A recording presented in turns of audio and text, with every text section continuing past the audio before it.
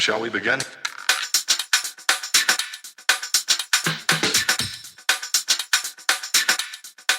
Let's begin now.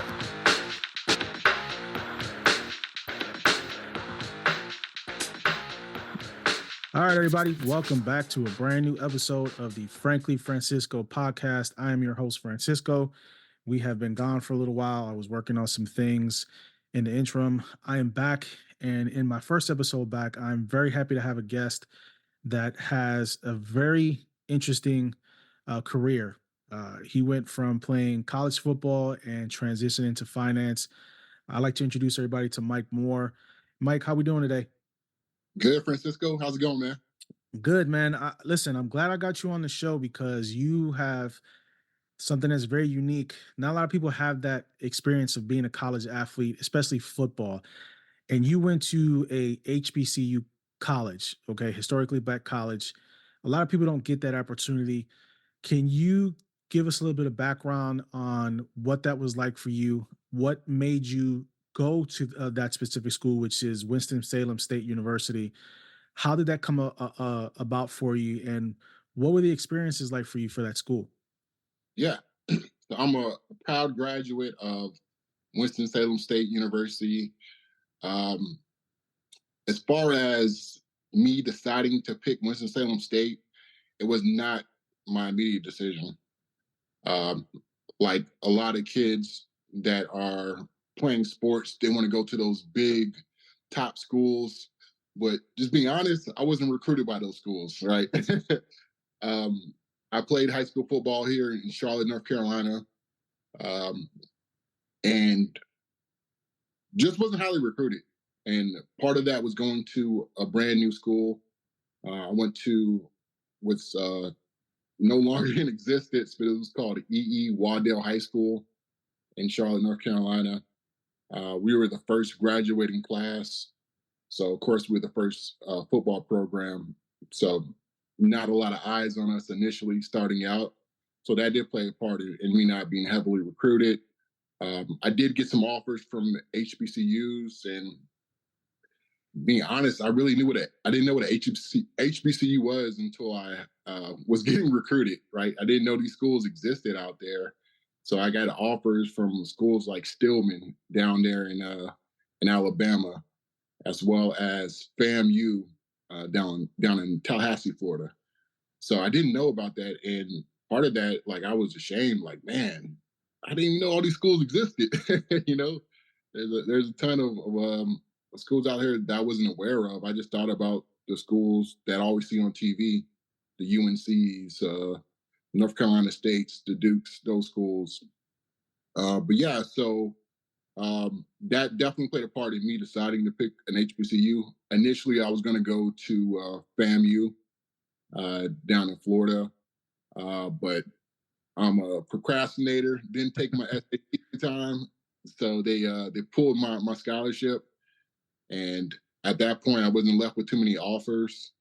And I had one of which ended up being my D-line coach, who was a tremendous recruiter, Coach Richardson. He came to Charlotte and was like, "Hey, no, you don't got too many offers, but I want you to come to Winston-Salem State."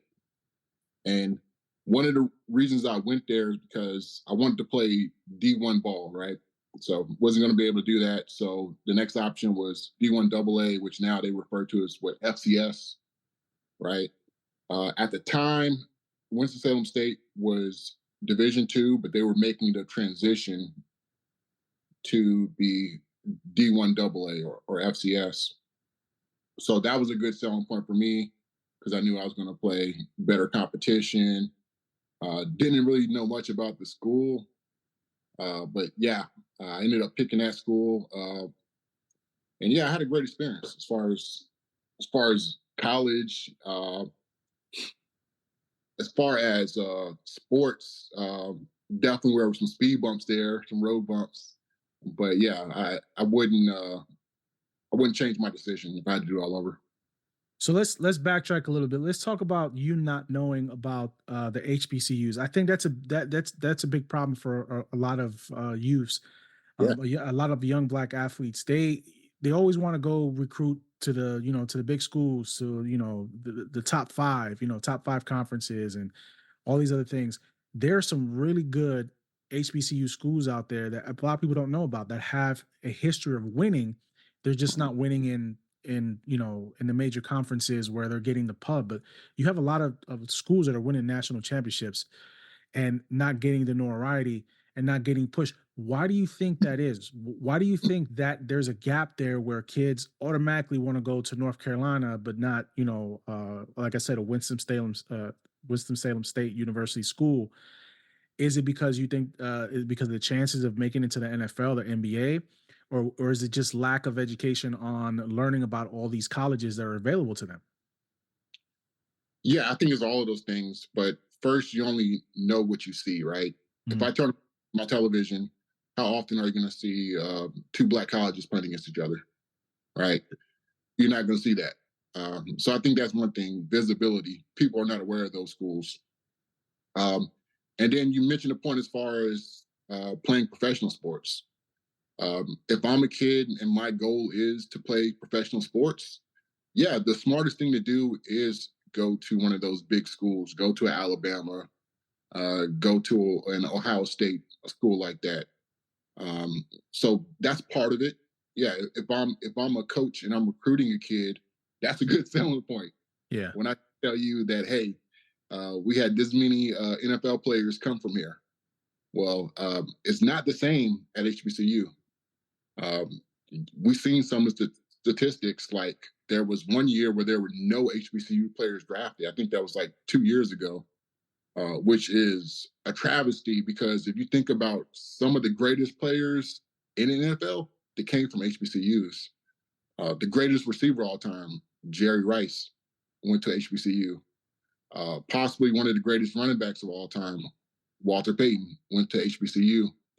One of the leading sack makers of all time, Michael Strahan, went to HBCU. Oh So yeah, I know Strahan. That's my boy. exactly, New York guy.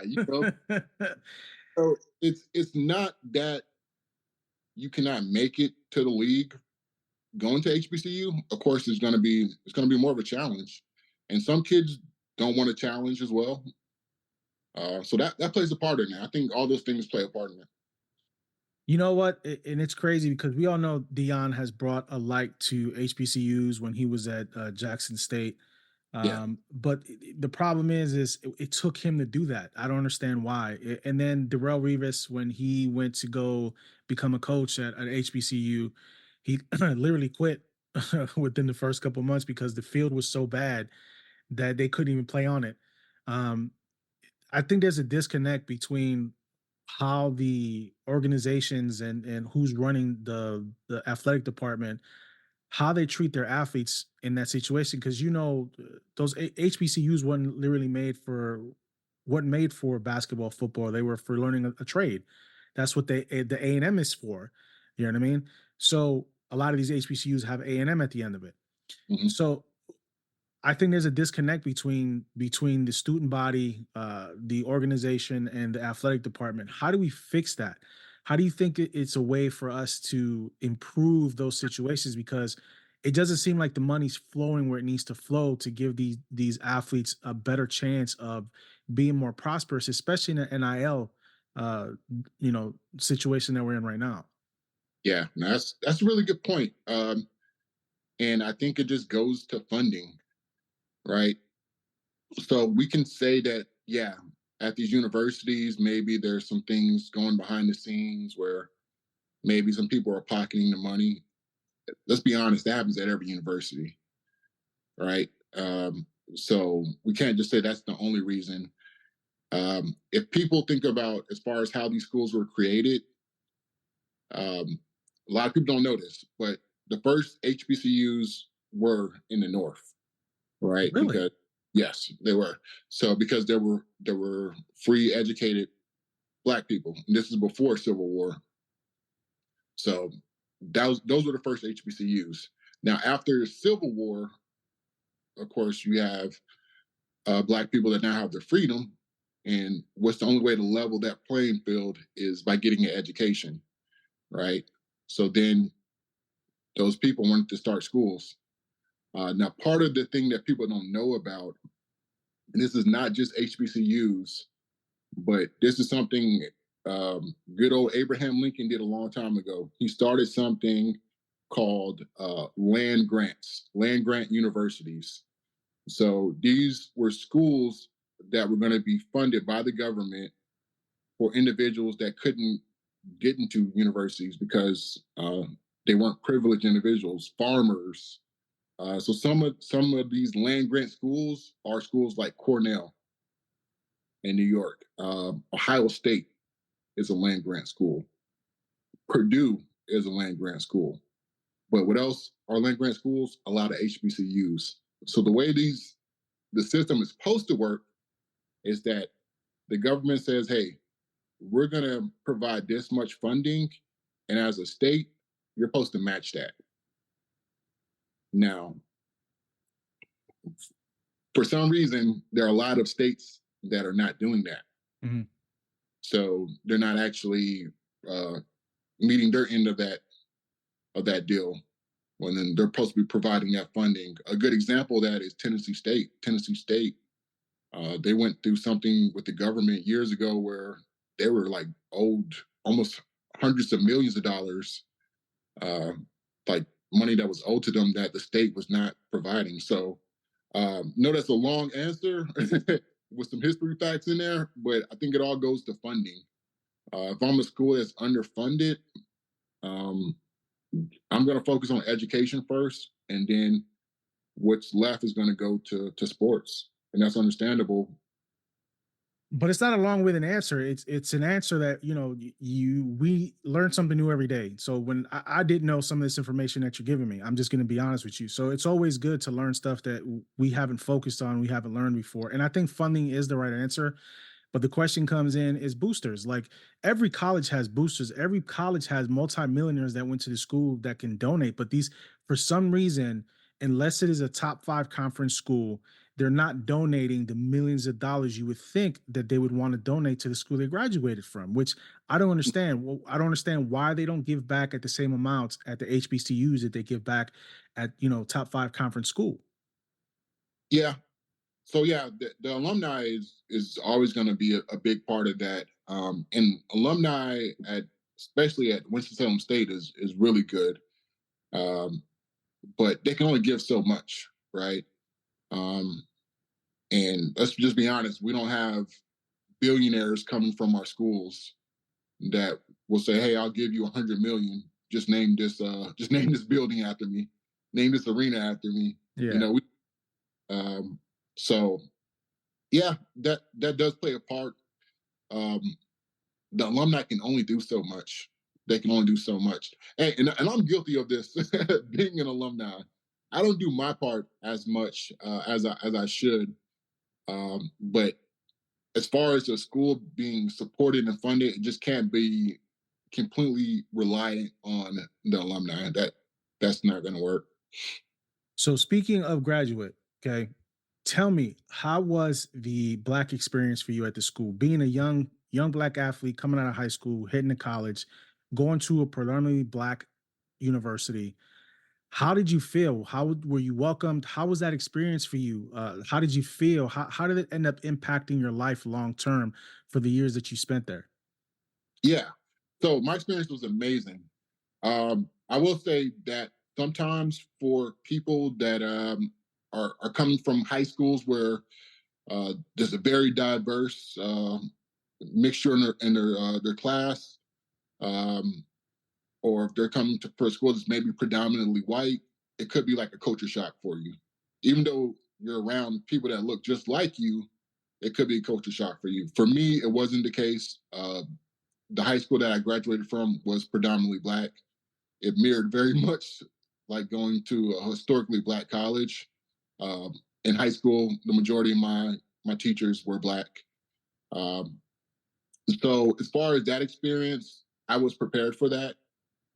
Um, but what I will say about going to HBCU, it's an amazing feeling when you're surrounded by your people, and that's not to like say anything against any other groups of people. But being surrounded by your people in a place where you don't feel judgment, there's something to be said for that. You know, especially when you're a young black man or young black woman, and you're in certain places and you just feel that awkwardness, that uncomfortableness. I never felt that once when I was on my campus. Right. I think there's something to be said for that. I can't say that 6'4", 300-pound kid that goes to the University of Alabama that he doesn't feel that sometimes when he walks around campus. I never felt that. Yeah, and So I yeah, I think that's a beautiful thing though too. I really do because it gives you a sense of belonging. It gives you a sense of being of where you feel you belong, and it helps you get through that experience in those years of playing at school. But for you being that athlete and being around your own people like that, it you said it filled you with a sense of pride and a sense of comfort. Did you have any issues while you were in college at all? Were there any problems with any of the student athletes? Were any problems with any other people on campus? Because you do have those situations where you're gonna bump heads with somebody at some point. yeah, and that's at every university. But no, I never had any problems. You know, HBCU just like any other school, you're gonna find groups of people, right? You're gonna find your group of people. So if you're somebody that's into gaming, trust me, there's a group of kids like that. Yeah, there were a bunch of them in my dorm. That's all they did all day. After they get out of class, they were playing Madden all day. You know, if you're somebody into anime, comic books, there's a group there.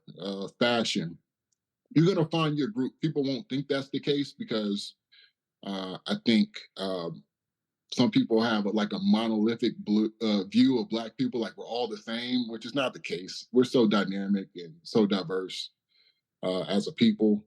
And yeah, when you go to HBCU, you're gonna see that. It's groups. I was a jock. I hung around the athletes. It's the same as when I was in high school. It's the exact same.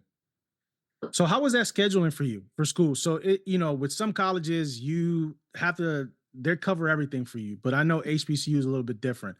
So how was that scheduling? How did you balance your education with your football career? Because I know it had to be difficulty with it because you had to try to balance both in order to accomplish your goals. So how was that struggle for you? Yeah. So I say this about anybody that's ever played collegiate sports. Um, it's going to prepare you for the real world because you're going to have to balance a lot of things. Uh, Time management is going to be extremely important.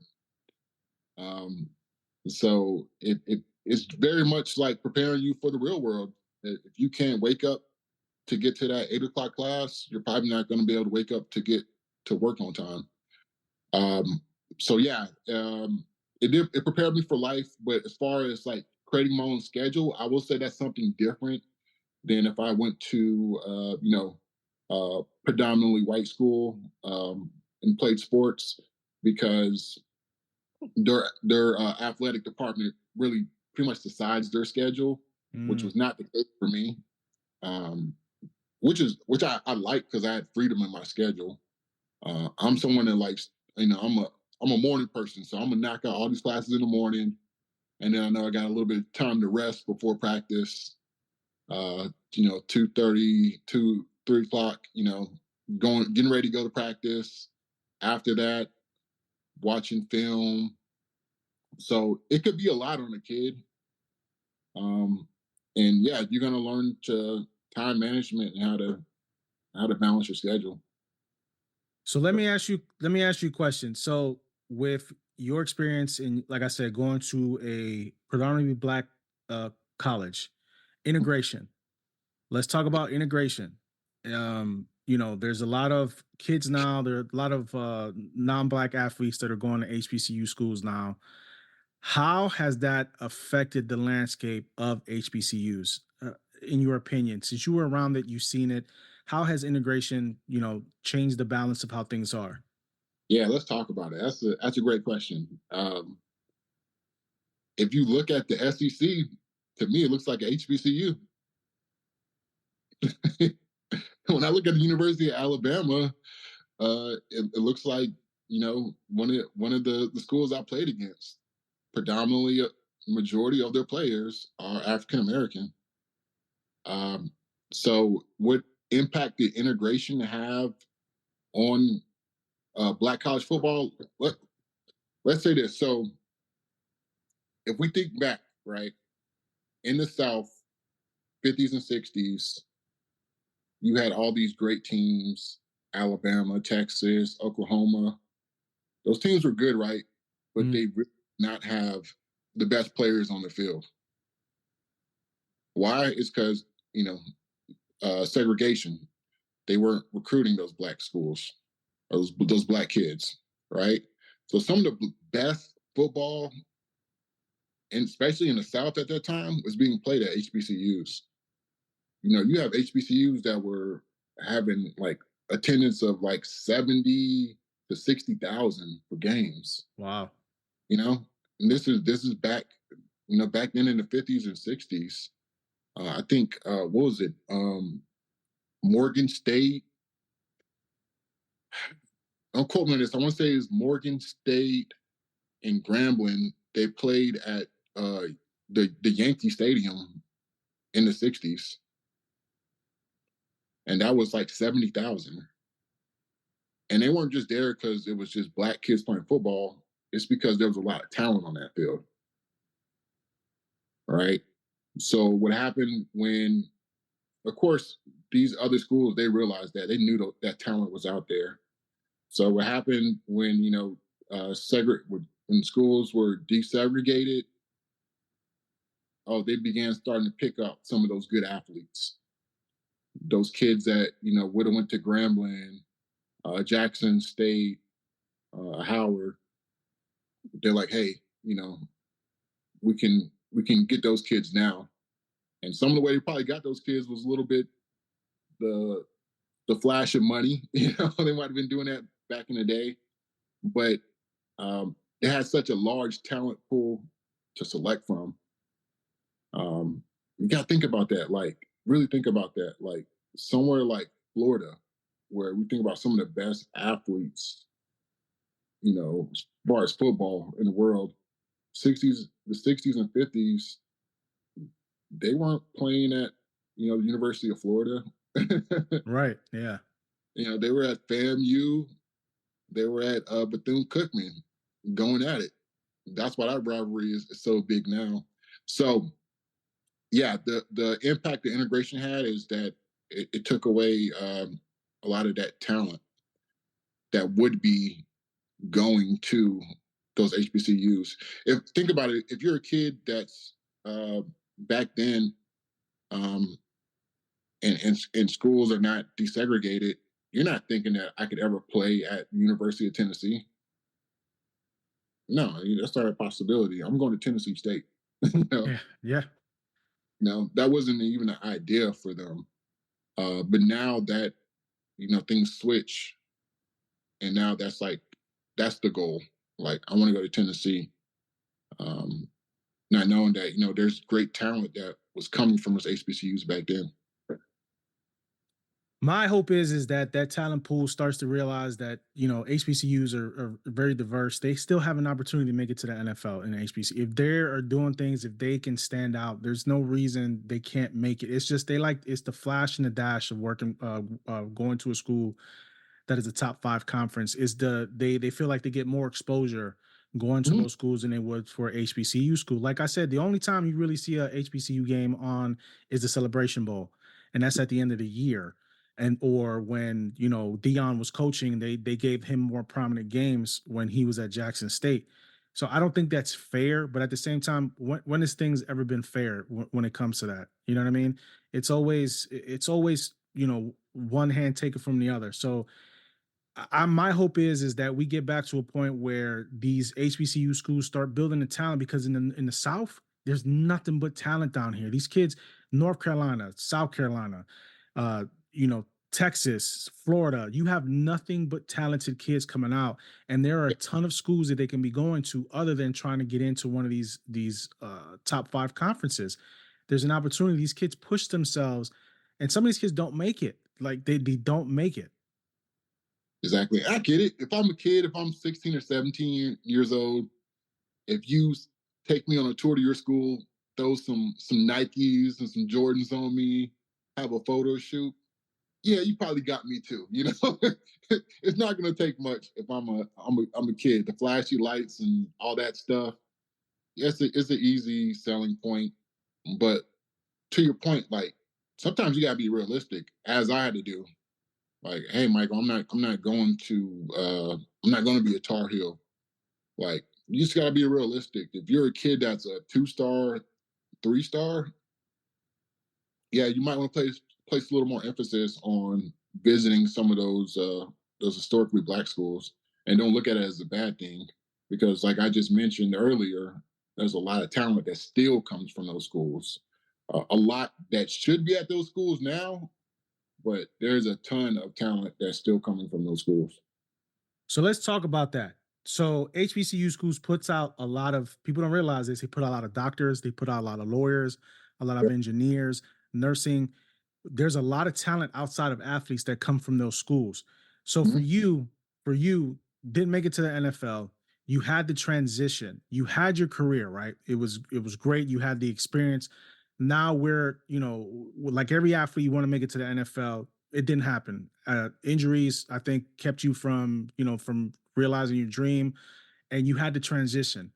How did you go from being a college athlete to transitioning into your profession now, which is finance? How did you manage to do that in a way where you knew, hey, listen, this is not going to work for me. Let's go this route, because you're a successful guy. You've been in the business for a while. What kind of message can you pass on to these kids to let them know, listen, there's life beyond football? Yeah, exactly. It definitely is life. And so what held me back, not so much was injuries. Um, it's just I wasn't good enough. You gotta think about it. There's a very small percentage of people that make it to that level. It's like hitting the lottery. I didn't hit the lottery. And that's not to say that I didn't have a good career, because looking back, I had a pretty decent career, 9.5 sacks, 21 tackles for losses, around 70 tackles for a DN that only started 2 years. That's not bad.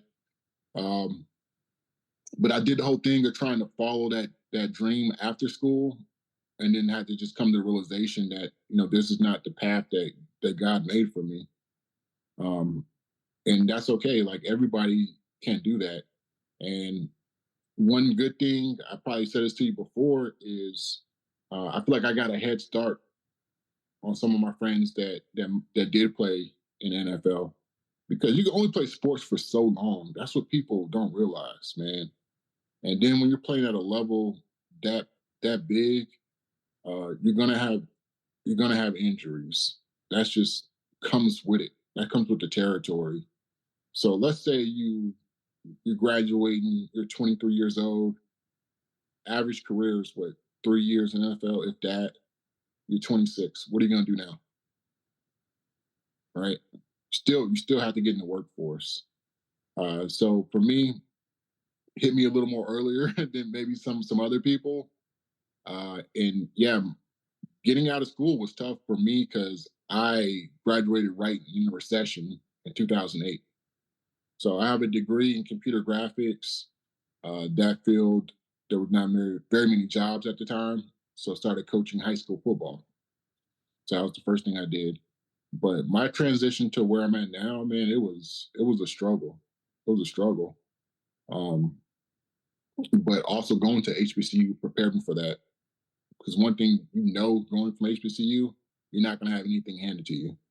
Yeah. Had I graduated from a Wake Forest, I probably would have had a job waiting for me. If I graduated from a Duke, I probably would have had a job waiting for me. But I don't mind competing, whether it's on the field or in life. Um, so yeah, you know, had a few jobs there. Luckily, I got into banking, and I live in the banking capital of the South, Charlotte, North Carolina. So I got into banking, and it was probably one of the best things career-wise that ever happened to me, because I was able to have financial literacy, which is something that's not taught to us. Not taught to us, especially in the Black community in our homes. and definitely not taught at school. you know, which could speak to a larger issue and maybe some conspiracy theories. Well, you know, well that's maybe another conversation. But yeah, we're not taught financial literacy. Um, that's something I was able to gain by getting into finances. And as one thing I did, which is what everyone should do, don't hoard information. If you learn something, share that, pass it along. So I learned about credit, and then I taught that to my family, to my friends. So now you can just hop on YouTube and you can educate yourself, which was not always the case. You know, so yeah, every time I learned something, oh, so I put it to use, and then I taught somebody else. So yeah, it was a great thing being able to get into finances, and still even in this field that I'm in, I still got to compete. I still have to compete. Yeah, So yeah. yeah, I 100% agree with you. Listen, you have something over me. I didn't get a college education. I don't have a degree. I did security for 12 years before I transitioned into banking, and I had the door open for me, but I had to prove myself, and I was able to prove myself and get where I am now. So, opportunities, all it takes is opportunity and willingness to put yourself out there to show people, listen, I can do this if you just give me an opportunity. The one thing I agree with you 100% in is I don't like gatekeepers when it comes to information. If you have especially in the black and brown community, we have a big issue when it comes to gatekeeping. If you have a successful black entrepreneur, a successful Hispanic entrepreneur, they do not want to pass that information now because they are afraid of competition. They're afraid somebody's going to come for their spot, and it shouldn't be that way. There's plenty of money out there for everybody. You just have to find your own niche when it comes to that. So gatekeeping has always been a big problem in our community. Why do you think that is? Why do you think we have such a problem sharing our knowledge so we other people can be successful? get this. This is my theory. It's because I think innately we think, oh, it's only going to be able to be one of us that can do this. They're not going to let us all. They're not going to let us all be successful. I think that's something subconsciously maybe we think about. Like if I'm successful, and if I started a business and I'm doing this, you know, if I pit on too many of my friends, they get successful. Oh, they're going to come after us. They're going to do something. I think that plays a part in it.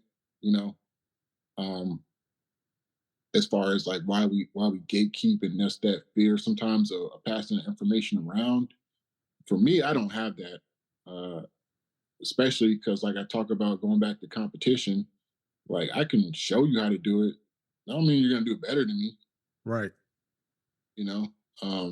So that's never a fear for me of sharing information. Um, yeah, it's something we gotta get out of as a people, but I think it speaks once again to a larger issue where we just somehow feel that, you know, all of us can't be successful. They're only gonna let a few of us in this door.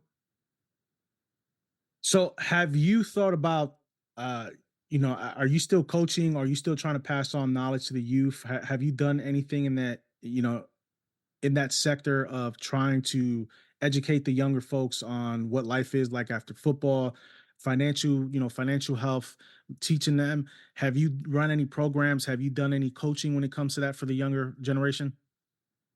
Um, as far as my way of giving back was when I did coach. Mhm. I have a tremendous respect for coaches, having done it for a couple years, especially at public schools. So I coached at West Mac High School, um, which is probably at the time was probably an underfunded high school in Charlotte. Um, and at the time, I'm fresh out of school. I'm 23 years old. Um, I'm thinking, hey, I'm just going to do this on the side while I try to prepare to go to the league, Canada, or some arena ball. But I made sure that I shared with those kids information as far as about HBCUs, stuff that wasn't taught to me. And I had actually a couple of guys that I coached at the time that ended up going to HBCUs. a good number. Went to um, actually, I want to go to Winston-Salem State. One went to Livingstone College. Shout out to Livingstone College because if people don't know, Livingstone College had the first football game ever in Salisbury, North Carolina. So Wow. another history back there. Yeah, Livingstone College. Then Johnson C. Smith in here. So yeah, I don't want to say I played a part in those guys' decision, but I definitely told them about the fun that I had going to HBCU and my experience. But yeah, as far as on a larger scale, yeah, something I do want to eventually do, and a goal for me would be just educating people. Man, if I could someday go back to my university and have this same conversation with those rising seniors, those kids that are about to graduate, kids that are playing sports, that's something I would love to do. I don't think you get that enough. I wish somebody would have that looked like me, talked like me, would have came back and kind of prepared me, gave me a heads up for the real world. But yeah, that's something that's definitely something I envision myself doing at some point in my life. Listen, I love your perspective on things and what you've been through and your experience, as a black athlete going to a historically black college and what that experience was like and what life was after, like after college and how your transition worked. Listen, I want to thank you for coming on, man. This has been a great conversation. I want to have you back on the show at some point so we can dive deeper because I'm sure there's a bunch more stuff that we can talk about in the near future. But I want to thank you for coming on the show. And you're more than welcome to come back. This kind of knowledge and this kind of information needs to get passed on to people, and you provided an insight that a lot of people are not willing to do, and I thank you for that. So for now, I appreciate you coming on the show, and for my audience, we will see you next time. Yeah, man, appreciate it, man. No problem.